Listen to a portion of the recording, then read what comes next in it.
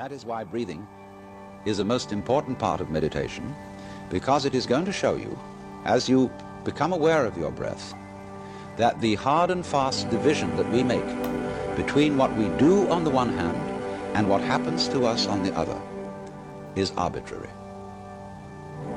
So that as you watch your breathing, you will become aware that both the voluntary and the involuntary aspects of your experience are all one happening. Now that may at first seem a little scary, because you may think, well, am I just the puppet of a happening, the mere passive witness of something that's going on completely beyond my control? Or on the other hand, am I really doing everything that's going along?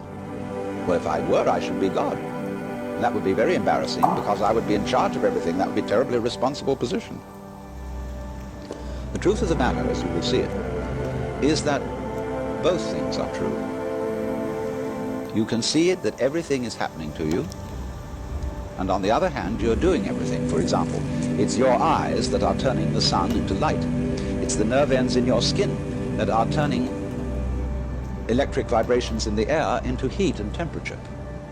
It's your eardrums that are turning vibrations in the air into sound, and in that way you are creating the world.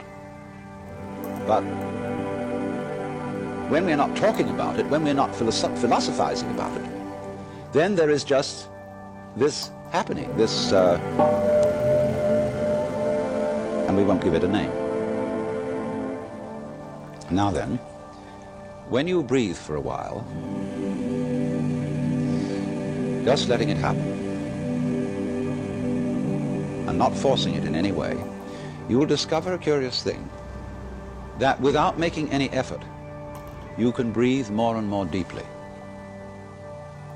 In other words, supposing you simply are breathing out, and breathing out is important because it's the breath of relaxation, as when we say, whew, and heave a sigh of relief. So when you are breathing out, you get the sensation that your breath is falling out. Dropping, dropping, dropping out with the same sort of feeling you have as if you were settling down into an extremely comfortable bed. And you just get as heavy as possible and let yourself go. And you let your breath go out in just that way.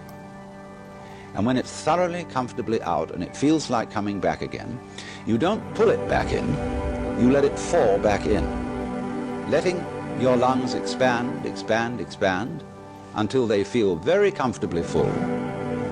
And you wait a moment and let it stay there, and then once again, you let it fall out.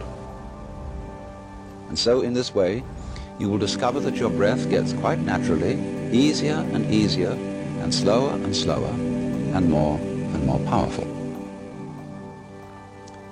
So that with these various aids, listening to sound, listening to your own interior feelings and thoughts, just as if they were something going on, not something you're doing, but just happenings, and watching your breath as a happening that is neither voluntary nor involuntary, you are simply aware of these basic sensations, then you begin to be in the state of meditation. But don't hurry anything. Don't worry about the future. Don't worry about what progress you're making. Just be entirely content to be aware of what is. Don't be terribly selective, particular, say, I should think of this and not of that. Just watch whatever is happening.